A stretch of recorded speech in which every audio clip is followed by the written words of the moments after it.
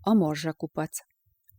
Egyszer volt, hol nem volt, volt egyszer egy hatalmas rét, ahol a napfény átsütött a zöld fűszálakon, és a virágok színes táncot jártak a szélben.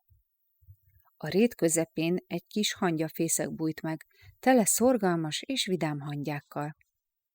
A hangyák minden nap keményen dolgoztak, hogy élelmet gyűjtsenek és fenntartsák a közösségüket.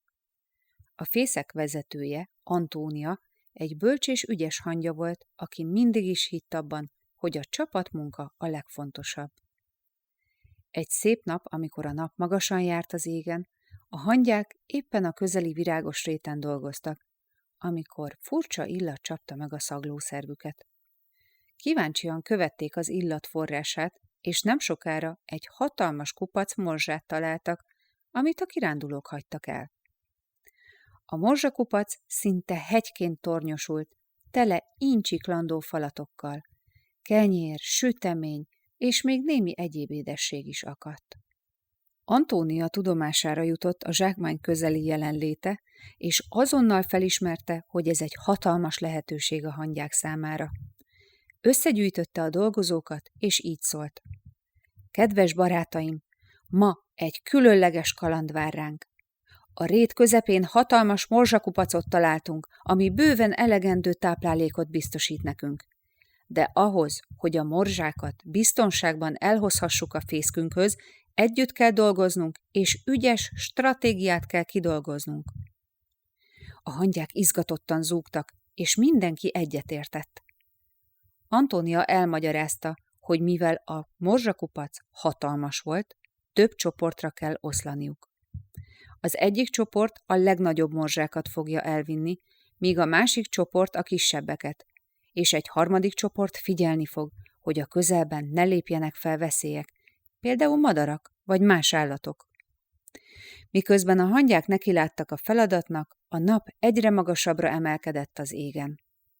Az első csoport, amely a legnagyobb morzsákat vitte, gyorsan elfáradt. Antónia azonban nem adta fel, és mindenkit bátorított. Gondoljatok csak bele, mennyi élelmet hozunk haza. Az eddigieknél sosem volt ennyi. Ha együtt dolgozunk, a fészkünk soha nem látott gazdagságra tesz szert. A hangyák szorgosan dolgoztak, és lassan, de biztosan hordták haza a morzsákat. A kis fészek körüli világ is megváltozott, mindenki izgatott volt, és a morzsák körüli hír gyorsan eljutott a hangyaközösség minden tagjához. A fészekben található hangyák még sosem láttak ekkora mennyiségű élelmet, és örömmel várták a többiek hazaérkezését. Ahogy a nap elkezdett lemenni, Antónia és csapata végre hazaért a hatalmas morzsakupaccal.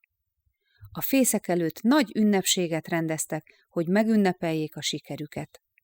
Minden hangya összegyűlt, és a kupac köré álltak. Antónia büszkén mesélte el, hogyan dolgoztak együtt, és hogy a közösség ereje győzött a nehézségek felett. Az ünnepség során a hangyák táncoltak, énekeltek, és örömmel rendezgették a frissen hozott morzsákat. A szorgalmas munkájuk eredménye az volt, hogy nem csak táplálékot szereztek, és szép nagy készletet halmoztak fel, de a csapatmunkában is eredményesen jeleskedtek. Aznap este, amikor a csillagok ragyogtak az égen, a hangyák elégedetten aludtak a fészkükben, mert tudták, hogy nagy előrelépést tettek afelé, hogy felkészüljenek a téli hónapokra.